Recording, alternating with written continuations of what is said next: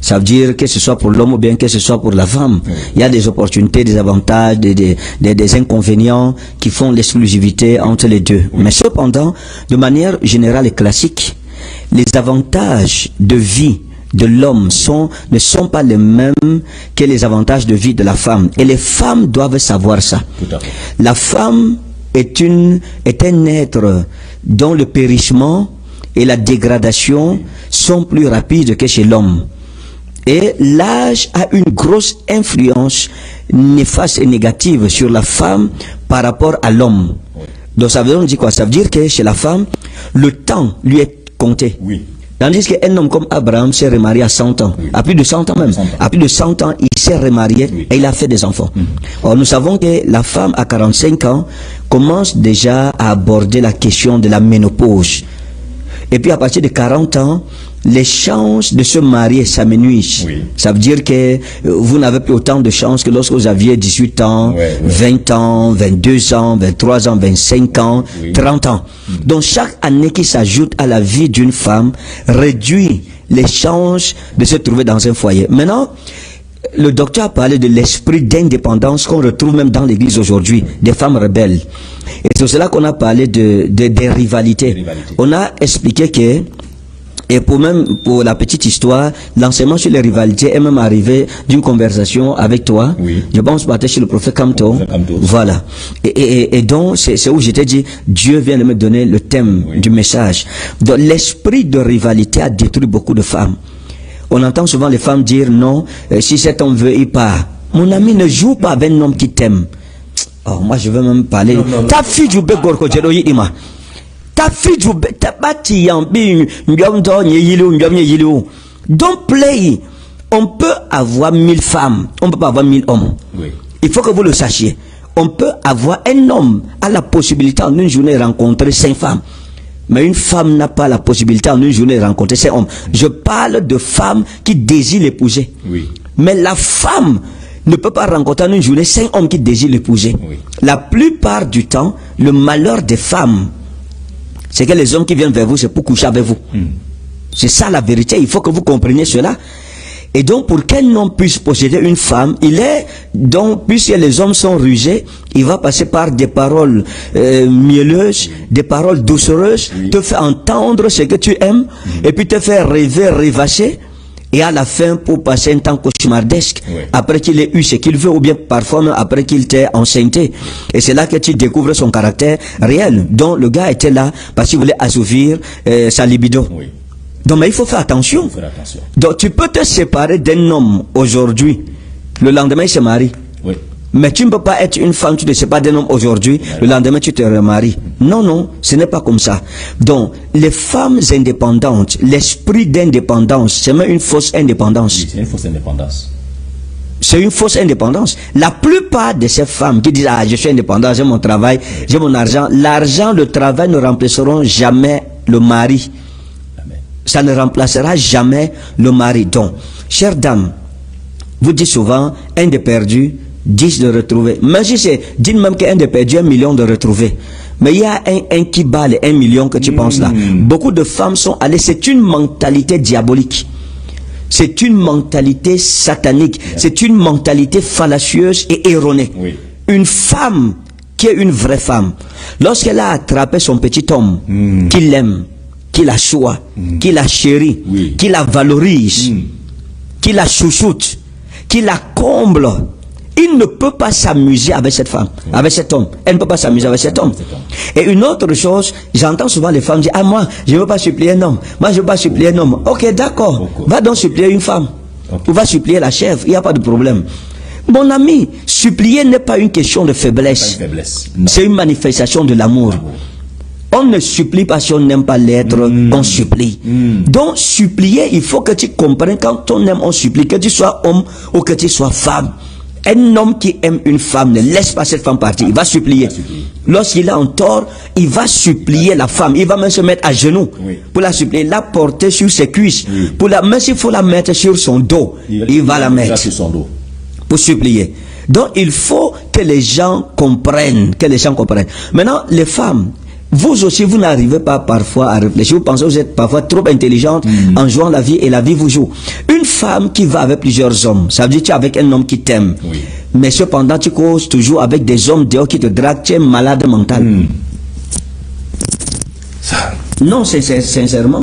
Tu es très inspiré. Parce que sinon, je vais encore parler. Non, tu es très inspiré. Non, sincèrement. En tout cas, nous ne sommes pas pour cet esprit d'indépendance. Je crois que la meilleure liberté, c'est d'être dépendant et d'être soumis à quelque chose. Et il n'y a pas en amour, il n'y a pas d'orgueil. Il n'y a pas d'orgueil en amour. C'est vrai, il y a beaucoup de phrases que nous rencontrons aujourd'hui dans cette génération. Je ne supplie pas un homme, si il part, moi on ne me fait pas ci, moi on ne me fait pas ça. Et ce que nous disons, ça se calque même sur le principe de la marche avec Christ. L'église ne peut pas dire qu'elle ne supplie pas l'époux qui est Jésus. L'église ne peut pas dire qu'elle s'en fout de Jésus. Si Jésus part, il part. Vraiment. Si Jésus veut venir, il vient. S'il veut s'asseoir, il s'assoit. Non. L'église, en tant qu'épouse, supplie le Christ. L'église, en tant qu'épouse, se soumet à Christ. L'église, en tant qu'épouse, honore, obéit et respecte volontairement.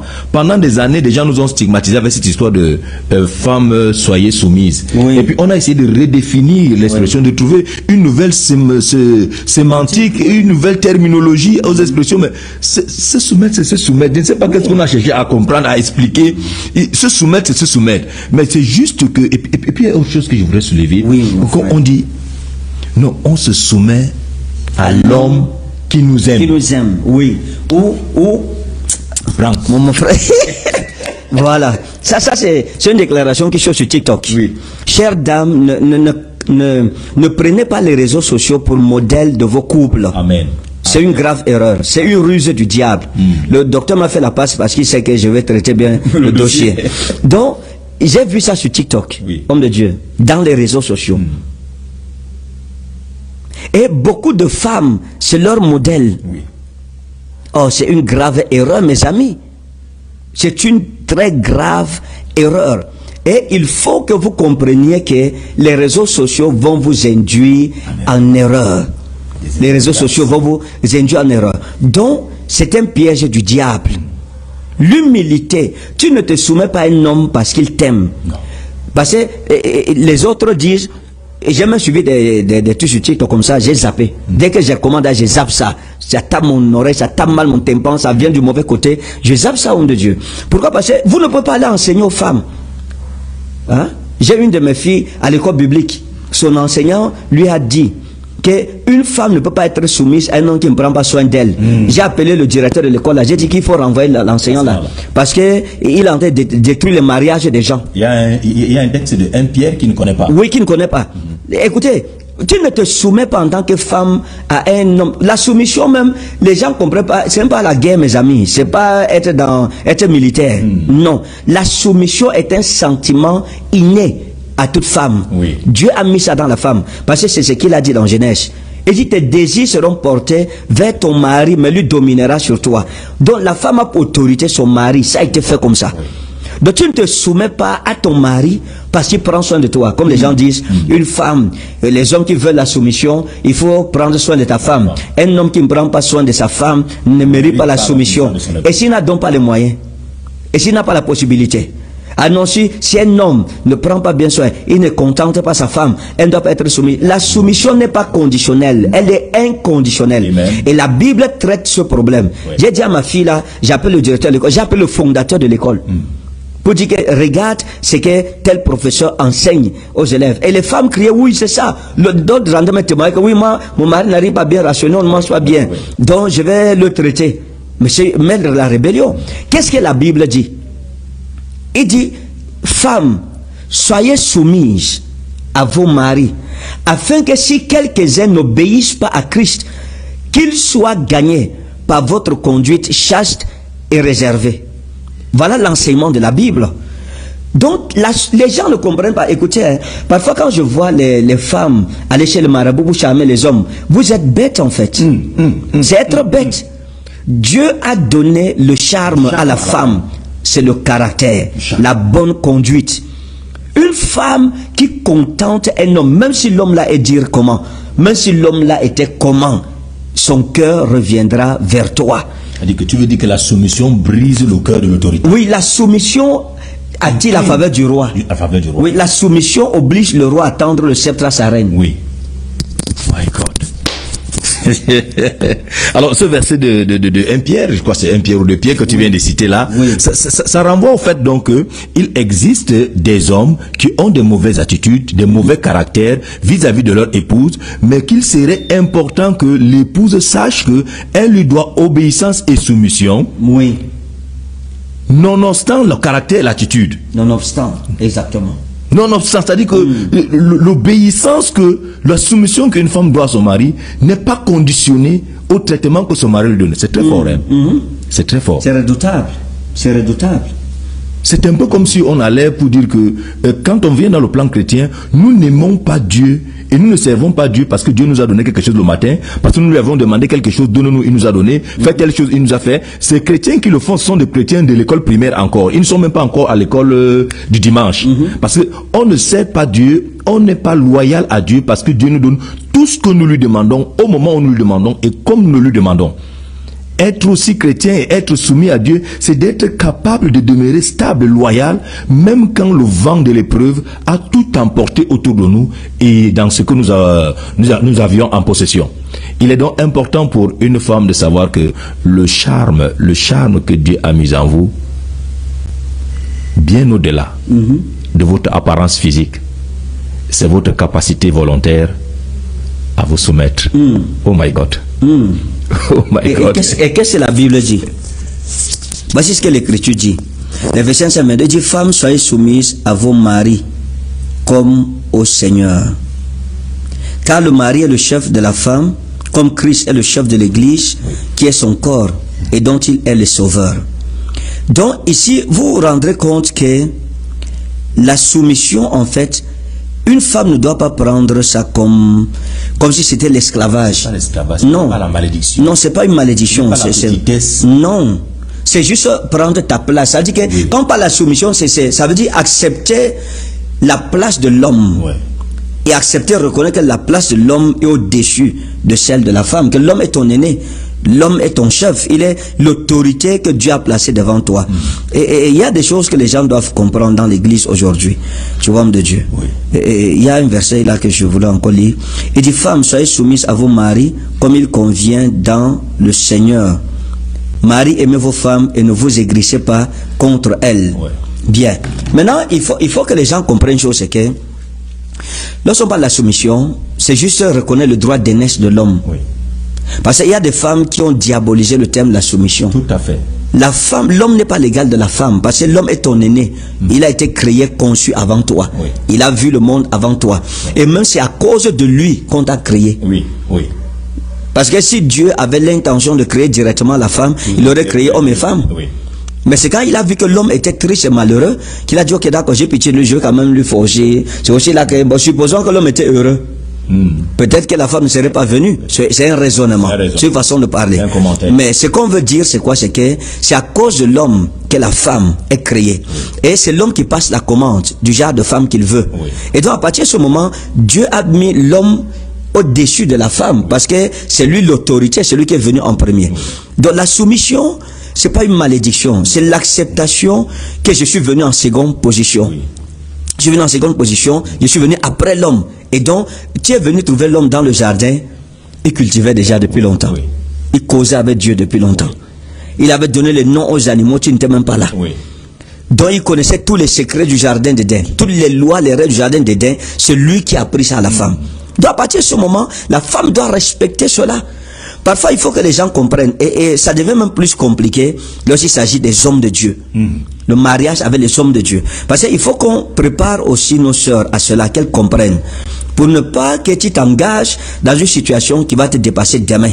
Le mariage d'Adam et d'Ève sont un modèle parfait du mariage des hommes de Dieu, d'un homme de Dieu.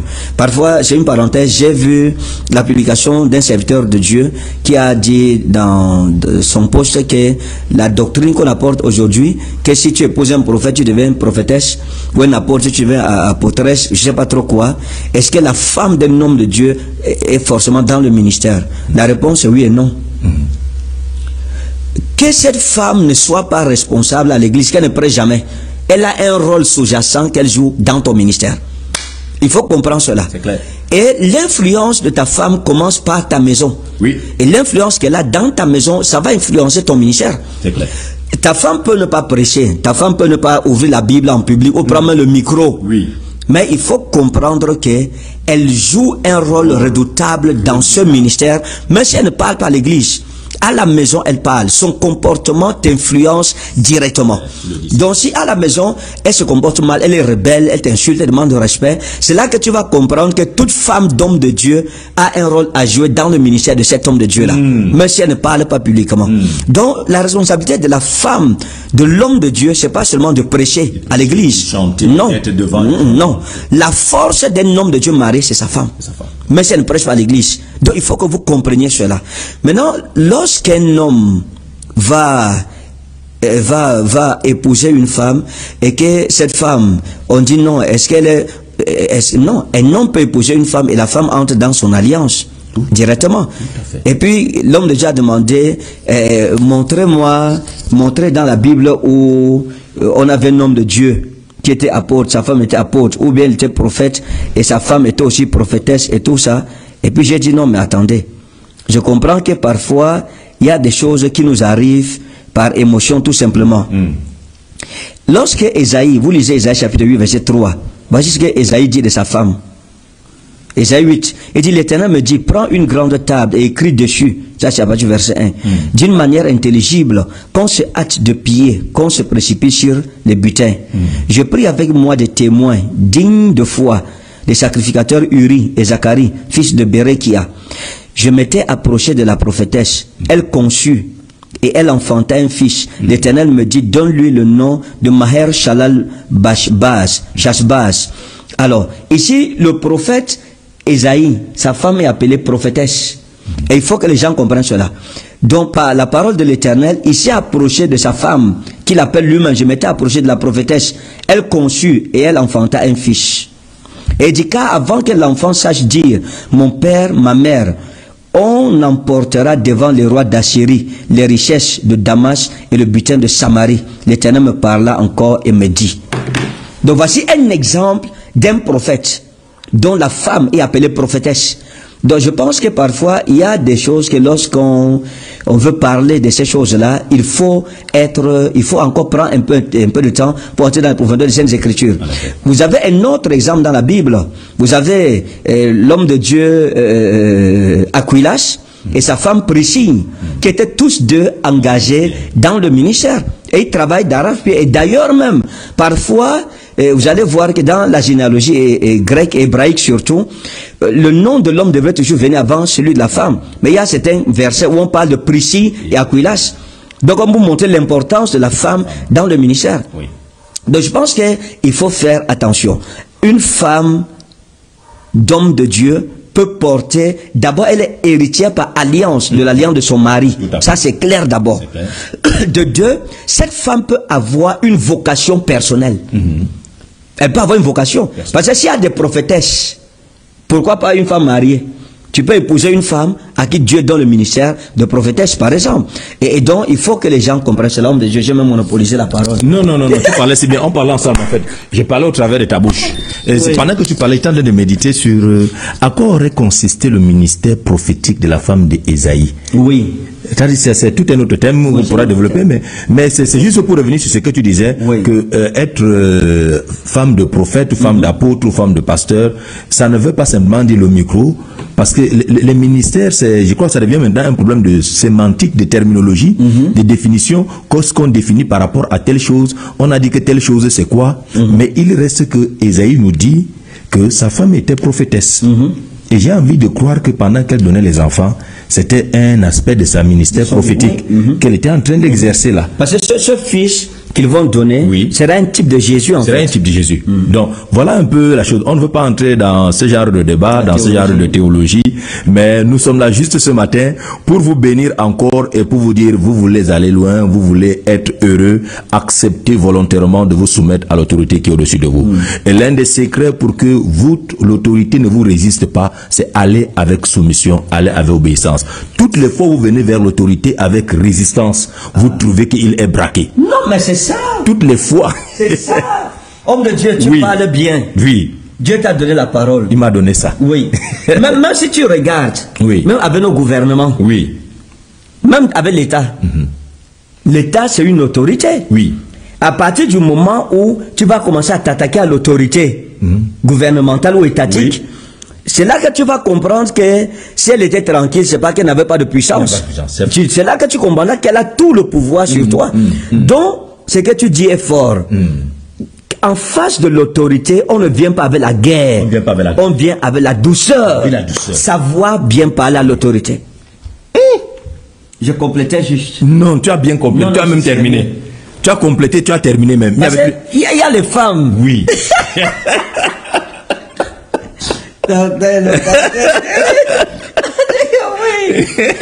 Il y a les femmes qui sont violentes envers l'homme. Oui. On ne violente pas l'homme. Mes amis, l'homme a le germe de la royauté en lui, de la chefferie en lui, ce qu'on appelle à l'ouest Mbélon. Tu ne parles pas, tu n'affrontes pas l'homme. Non, la femme, c'est pas... Dieu ne vous a pas donné la violence. Il vous a donné la douceur. Il vous a donné le savoir-faire, le savoir-parler. Donc c'est ça le plus grand charme qu'une femme peut avoir. Sache parler à ton homme. Voilà. Dans savoir parler, comme la communication est verbale et non verbale, il y a le choix des mots, il y a le choix du timbre vocal, le ton employé, il y a la posture. Quand ces trois éléments sont mis en place. Et le choix du temps. Le temps. C'est là alors que tu viens de me gagner. Oui. Le choix du temps. C'est-à-dire que les trois éléments sont réunis, mais il y a le temps. Le temps. Savoir choisir le bon moment. Le bon moment. Peut-être qu'on va ajouter le lieu. Le lieu. Oui. Non, c'est vrai, le lieu. Le lieu. Parce que pour une femme sage, elle ne va même pas faire la guerre à son homme. Elle va pas aller parler à son homme le jour. Oui. C'est la nuit. Dans un lieu précis. Quand il est accessible. Oui, accessible. Et dans ce lieu-là. C'est où la femme est écoutée à 100%. L'homme, sa garde est baissée. Oui. Il y a un moment, même pour la prière, homme de Dieu, on ne prie pas en désordre. On prie pas en désordre. Il y a un lieu et il y a un moment. Donc il y a une situation où ta femme t'a coincé là-bas, dans des positions chevaleresques. Tout ce qu'elle demande, tu dis seulement oui. Mais on donne même nos secrets aux femmes, on ne peut même pas faire ça. C'est pendant que tu parles là que je suis en train de comprendre qu'un roi comme Assyrus, un roi comme Hérode, il appelle une femme et la femme lui dit, quelle est ta demande? Quand ce serait la moitié de mon empire, je te donnerai. Qu'est-ce qui s'est passé? Qu'est-ce qu'elle a fait à cet homme? Mais quand on connaît que quelqu'un est attaché à son pouvoir, il dit que lui, il est prêt à donner la moitié. Et on connaît qui était Assyrus. L'un des monarques les plus redoutables de cette époque, dirigeant l'empire le plus puissant, l'empire médo-perse, qui était l'empire, la première puissance mondiale à l'époque. Le gars est à mesure de donner la moitié de son territoire à sa femme. C'est que la femme là lui a fait quelque chose. Elle lui a fait quelque chose. Il y a des femmes à qui on est prêt à donner la moitié du territoire. Il y a aussi d'autres qu'on est prêt à expulser du territoire. Pendant que tu parles, c'est à Esther que Assyrus avait dit ça. Jamais à Vasti. Qu'est-ce qui s'est passé? La différence c'est quoi? Qu'est-ce qui s'est passé? Esther lui a fait quoi que Vasti n'avait pas fait? Non mais sincèrement, ça veut dire que Esther a fait quelque chose. Esther a fait quelque chose. Le caractère. Non, voilà le caractère, homme de Dieu. Cette femme était un exemple. Attends, c'était un modèle passé. Tu me devais comme le journaliste. Cette femme a su. Elle a consolé à Assyrus. Épouse un homme pour le consoler. Nous, on parle des hommes, des vrais hommes. On ne parle pas des bandits là, dont les zizi sont des micro-baladeurs, micro-trottoirs. Non, nous parlons des hommes qui viennent vers toi pour l'épouser. Et j'ai dit quelque chose. J'ai dit à une femme l'autre jour que vous voyez dans la vie. Je pense que je me dis ça à l'église. Si tu vois un homme qui vient vers toi, il ne vient pas pour coucher avec toi comme les autres. Mais il reconnaît ta valeur. Il te parle de mariage. Et il est vrai, il est sincère. Et il va vers ta famille. Il voit ta famille. Il se présente, il dit c'est moi qui veux l'épouser. Et il t'épouse. J'ai dit à cette femme, cet homme mérite le respect. Même pour ce qu'il t'a dit que je vais t'épouser, qu'il est sérieux. Et que tu trouves qu'il est engagé, il n'y a que toi qui est dans son cœur. Il fait de toi sa reine. Tu es respecté, tu es honoré, tu es pris et en charge. J'ai dit aux gens, j'ai dit à cette femme qu'un homme comme celui-là, tu n'as pas le droit de le déshonorer. Il faut l'honorer. Parce qu'il est inadmissible qu'un homme prenne soin de toi. Ou d'autres sont venus, ils ont couché avec toi, ils sont partis. Oui. Un homme vient, il reste. Ou d'autres ont été de passage. Ou d'autres te prennent comme un jouet sexuel, comme un objet sexuel, pour satisfaire leur libido, oui, leurs appétits sexuels, leurs bêtises. Celui-ci vient et il reste sur place. Oui. Il t'honore. Et il est prêt à te donner son nom. Et tu le méprises. Aïe, aïe, aïe. Madame, tu es malade dans ta tête. Tu es malade. Quelque chose ne va pas dans ta tête. Il y a un boulon qui est déréglé dans un coin de ta tête là-bas. Tu ne peux pas manquer de respect à un homme qui t'honore. Et il vient, il t'épouse. Il te donne son nom. Mais s'il ne t'a pas épousé, il te fiance. Et il est avec toi. Il prend soin de toi. Et tu sens que tu es honoré. Toi aussi, mon ami. Si le docteur ne parle en langue, c'est que c'est dangereux. C'est fort, c'est fort. En tout cas, c'est assez édifiant. C'est assez édifiant. Nous pensons que vous êtes bénis. Vous êtes bénis par tout ce que nous disons ce matin. Que Dieu vous bénisse. C'est là où vous nous écoutez. Et à Esther, on a promis la moitié du royaume. À Vasti, on lui a demandé de partir. On l'a expulsé du royaume. Oui. C'est que pendant toutes ces années, elle n'avait pas compris. Comme pour dire quoi, il y a des places qui ne sont pas, en fait, quelqu'un avait dit quelque part, personne n'a sa place garantie. Quelqu'un a dit que personne n'a sa place garantie dans ce royaume. Il y a des actes qu'on pose qui nous rendent indispensables. Oui. Mais ce n'est pas le fait d'être là qui te rend indispensable, mais tu te rends indispensable par la qualité de ton être, oui, et non par la présence positionnelle. Rends-toi indispensable par la qualité de ton travail, par la permanence, la croissance, l'authenticité, la clarté, la vérité, la sincérité de ton être, et non par le fait que tu sois seulement là et puis tu te dis que vu que je suis là, alors je n'irai plus nulle part, personne ne prendra ma place. Nous avons vu beaucoup de places être prises, nous avons vu beaucoup de personnes perdre leur place, et nous croyons et nous le savons, les places là, on les perd. Là où tu es, tu n'étais pas là. Et là où tu es là, quelqu'un d'autre peut être là demain. Donc, que Dieu t'aide. Amen. Je vais finir ici avec ce que disait l'un des entraîneurs du Cameroun. Quand tu n'es pas en danger, c'est alors que tu es en danger. Donc, il faut que les gens comprennent cela. Parce que Vasti ne pouvait pas imaginer qu'on la remplace. Ça, elle ne pouvait pas imaginer. Elle n'avait pas vu ça venir. Et il faut savoir que il est fort probable que Vasti ait épousé le roi avant qu'il ne soit roi. Ça, c'est clair. Parce qu'après sa royauté, on a parlé de sa royauté, on n'a pas parlé d'un mariage après sa royauté. Donc, ce qui montre simplement qu'ils étaient mariés avant. Donc, elle a connu sa carrière politique, elle a accompagné, elle a été là, peut-être, elle s'est même battue, peut-être, mais elle a connu quand il n'était rien. Donc, c'est la femme de sa jeunesse. Mais elle a perdu sa place pour qu'une autre qui n'a pas souffert les souffrances qu'elle a souffertes vienne régner sur sa propre gloire. Donc il faut faire attention, mes amis. La femme et la bouche, la malbouche. Faites attention avec vos bouches, madame. La femme, la faiblesse des femmes, il y a la bouche d'abord. Il y a des femmes qui parlent tellement mal aux hommes que leurs bouches sont gonflées. C'est devenu comme les bouches noires des mes tantes là-bas à Garoua. Qu'on pique là pour que ça devienne noir. Quand tu vois la femme là toi-même, elle a la bouche déjà noire, tellement elle a parlé mal aux hommes. Tu ne dois pas parler mal à un homme. Chère dame. Et puis d'autres, c'est le caractère. Il faut savoir parler. Aucun homme sur cette terre, qu'il soit pauvre ou bien qu'il soit riche, ne peut pas accepter qu'une femme lui manque de respect. Et de surcroît, une femme à qui il veut donner son nom. Tu sais que nous, le problème, c'est qu'on n'est pas comme les gens dehors là-bas. Qui sont dans le grand banditisme sentimental. Un homme peut aller avec 5 femmes, 10 femmes, partout ils voyagent, ils ont les femmes, etc. Il dit à quelqu'un que vous expliquez comment. Moi, je voyage, je vais en Europe. Ou d'autres ils cherchent les femmes, les blanches et tout ça là. Mais je suis tranquille chez moi. Je suis seul dans mon appartement. Comment est-ce que c'est faisable? Et je vais venir aimer une femme avec la valeur que je porte, que je représente. Mon ami, tu manques de respect, tu es malade dans ta tête. Non, quelque chose ne va pas. C'est inacceptable. Non. Daddy, vous êtes dur. Ok, d'accord. Bon, ça va, je vais parler un peu, et puis le docteur Noka va bien parler. Donc, ce que je dis est très sérieux. Non, mais c'est sérieux. Parfois, il faut parler comme ça pour que vous compreniez. Donc, on ne peut pas accepter ça, mon ami.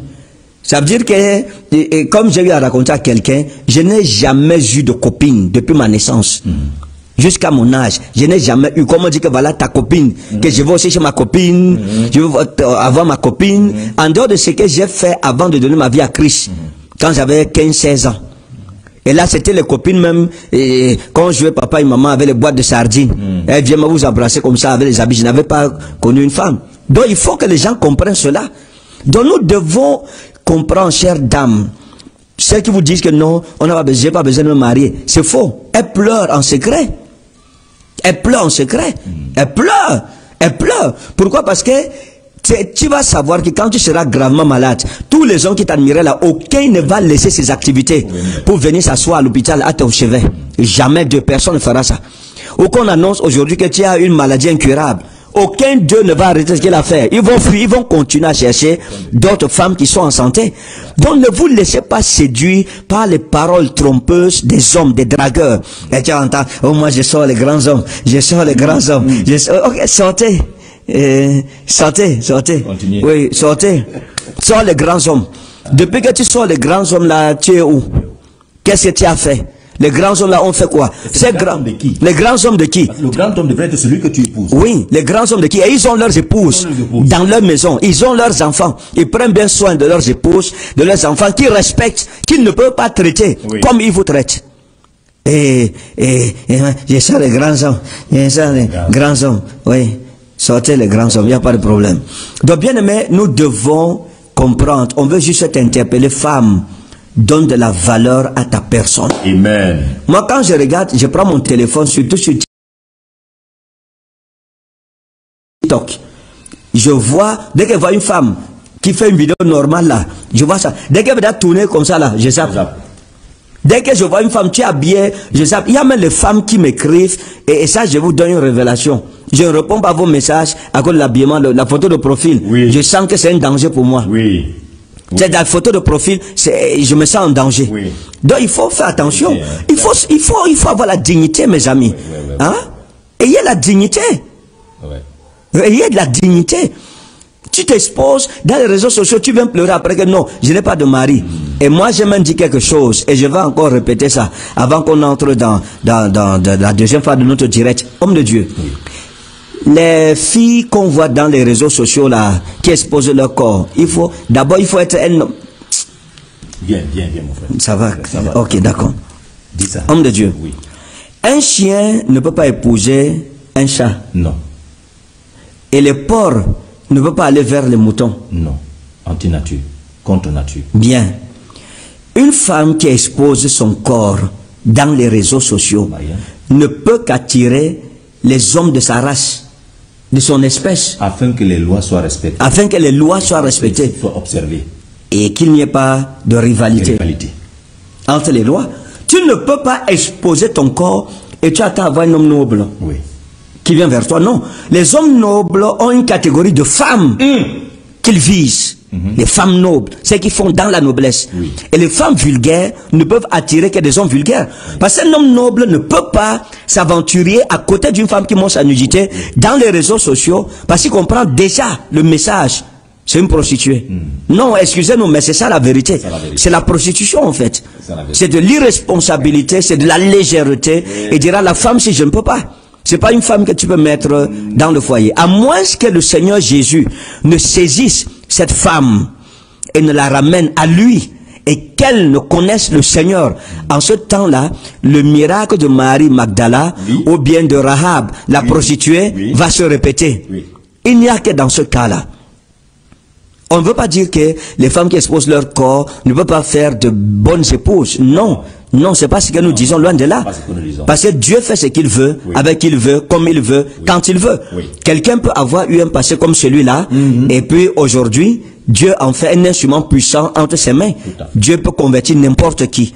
un rosicrucien, un sorcier, un marabout, peu importe ton passé, quand Dieu te prend, il veut te transformer, il le fera pour sa gloire. Oh yes. Mais nous disons qu'il ne faut pas être encouragé dans ce genre de choses, parce que ça peut vous créer des problèmes. Peut-être même quand tu vas même croire au Seigneur Jésus, Marie-Madeleine à son époque n'avait pas Facebook, et n'avait pas TikTok et tout ça.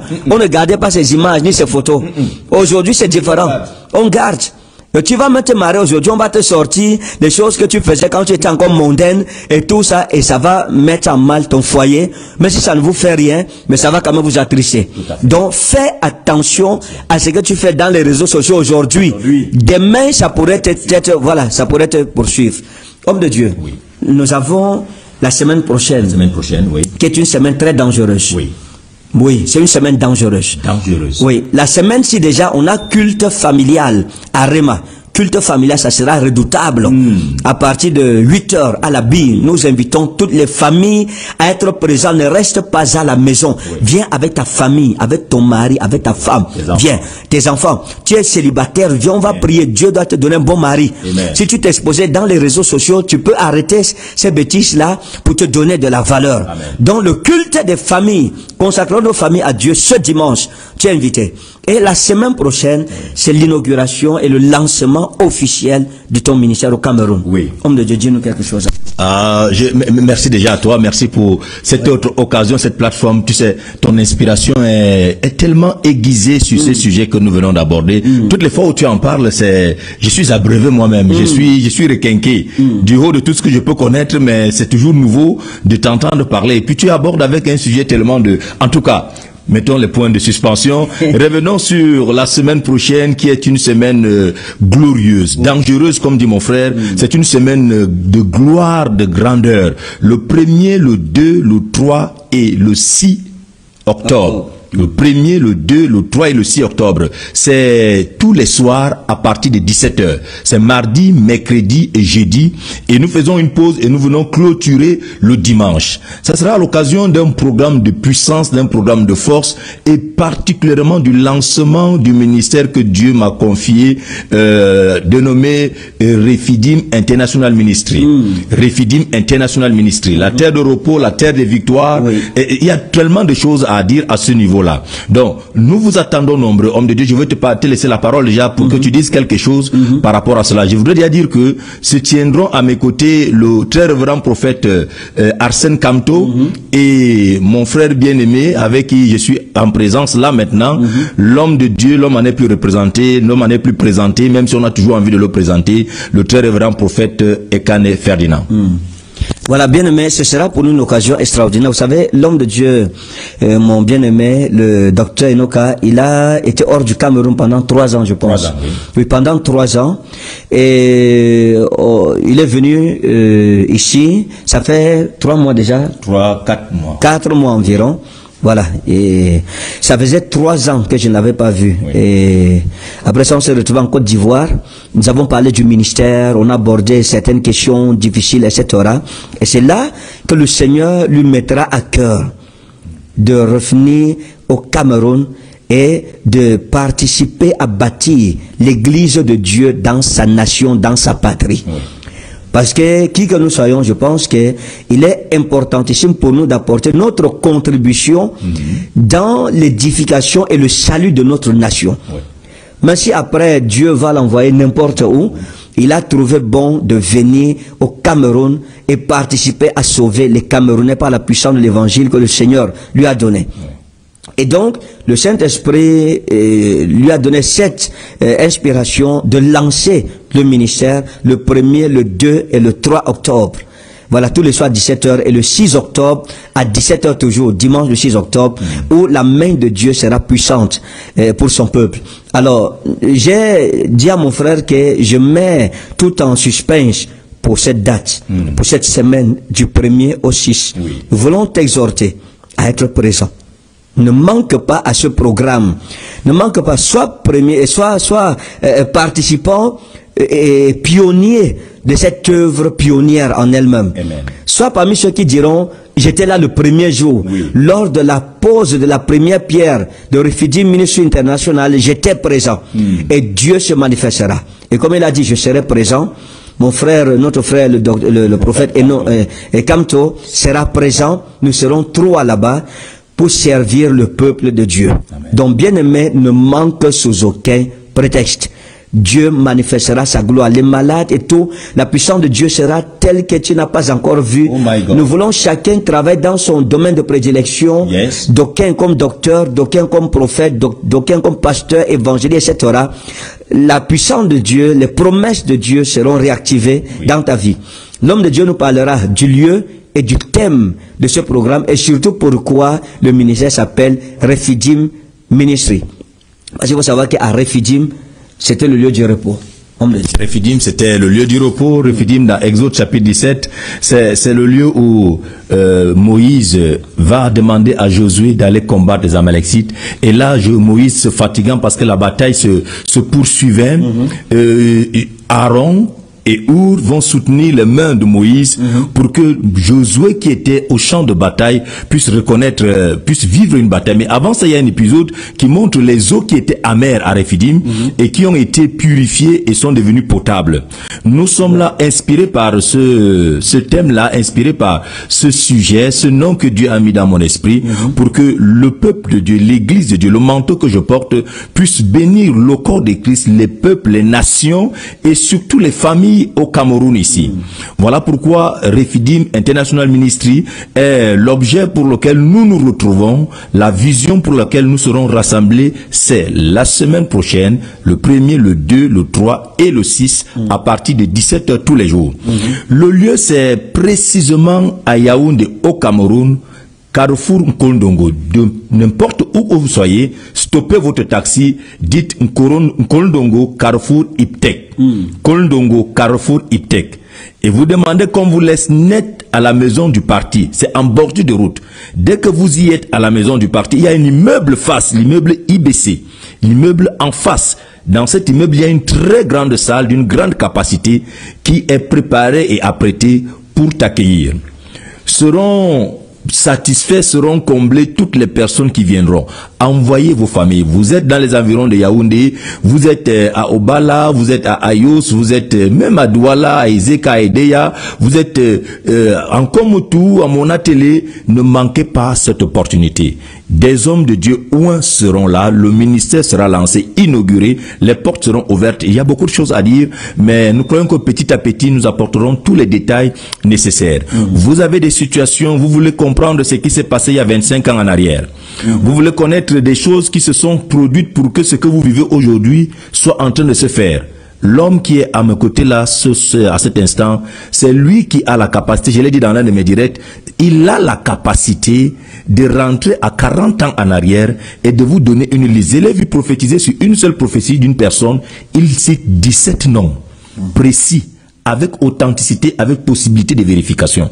Alors, je me demande pourquoi aller voir des marabouts quand on a dans la parole de Dieu, dans la maison du Seigneur, dans le corps de Christ, des personnes qui peuvent nous donner des orientations aussi précises et aussi particulières pour nous donner la grâce d'être libérés. Nous vous attendons patiemment, impatiemment même d'ailleurs, ce 1er, ce 2, ce 3 et ce 6 octobre à partir de 17h, mardi, mercredi, jeudi et dimanche. Voilà, comme le docteur l'a dit, bien aimé, Refidim Ministry, Refidim International Ministry, ça sera le lieu du repos pour plusieurs. Amen. Parce que vous savez qu'à Refidim, les eaux amères ont été assainies. Et à Refidim, il y avait 70 palmiers. Et 7 sources d'eau. Dieu avait étanché la soif de son peuple. Parce qu'il venait d'un long voyage où à Mara, les eaux amères avaient été assainies, mais ce n'était pas suffisant. Et ils sont donc arrivés à Refidim. C'était un lieu exotique, un lieu mirifique, un lieu mirobolant, un lieu magnifique, un lieu de repos. Où il y avait 70 palmiers dattiers et 7 sources d'eau vivante. Et le peuple s'est reposé à l'ombrage des palmiers et il s'est désaltéré de l'eau fraîche de Refidim. Donc c'est un ministère où le Seigneur donnera du repos aux âmes fatiguées. Amen. Où le Seigneur donnera du repos à quelqu'un qui a pleuré toute sa vie. C'est un lieu d'arrêt, un lieu de rencontre avec Dieu. Amen. Un lieu où tu es à table avec le Seigneur. Donc je t'encourage, bien-aimé, toi qui nous suis au Cameroun, de ne pas manquer le 1er, le 2 et le 3.